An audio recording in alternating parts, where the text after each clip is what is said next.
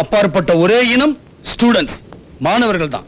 மாணவ சக்தியை வச்சு எந்த நாட்டோட தலையெழுத்தையும் மாத்திடலாங்கிறதுக்கு உதாரணம் தான் நீங்க. ஒவ்வொரு மாணவனும் நெருப்பு மாதிரி. நெருப்புக்கு மட்டும்தான் கூட சேர்ற எல்லாத்தையும் நெருப்பா மாத்திர சக்தி இருக்கு. அந்த நெருப்பெல்லாம் ஒண்ணு சேர்ந்தா இந்தியாவே தீப்பிழம்பா மாறும். என்ன இல்ல இந்தியாவுல எல்லாமே இருக்கு. ஒரு இந்தியா 72 சிங்கப்பூருக்கு சமம். ஒரு இந்தியா 15 இங்கிலாந்துக்கு சமம். ஒரு இந்தியா 4 பாகிஸ்தானுக்கு சமம். ஒரு இந்தியா மனித சக்தியில 3 அமெரிக்காவுக்கு சமம். அமெரிக்க ஜனத்தொகை 28 கோடி, இந்திய ஜனத்தொகை 102 கோடி.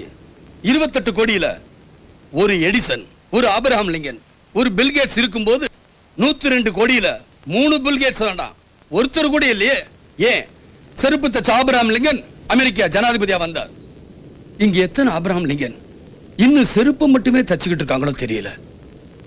அது ஏன் நம்மளால சாதிக்க முடியல? பணம், எல்லாத்துக்குமே பணம். கேவலம் விளையாட்டுல கூட லஞ்சம். ஒவ்வொரு நாட்டுக்காரனும் ஒலிம்பிக்ல எத்தனை தங்க பதக்கம், எத்தனை வெள்ளி பதக்கம்னு கணக்கு போட்டுக்கிட்டு இருப்பான். ஆனா இந்தியாவுல மட்டும்தான் பதக்கப்பட்டியல இந்தியா பேராவது வராதான்னு ஏக்கத்தோட பாத்துக்கிட்டு இருப்போமே. ஏன் இங்க திறமசாலிகள் இல்லையா? பல மடங்கு அதிகம். அவங்க ஆதிவாசியில இருந்தப்பவே இங்க அரசாங்கம் நடத்தி இருக்கோம்.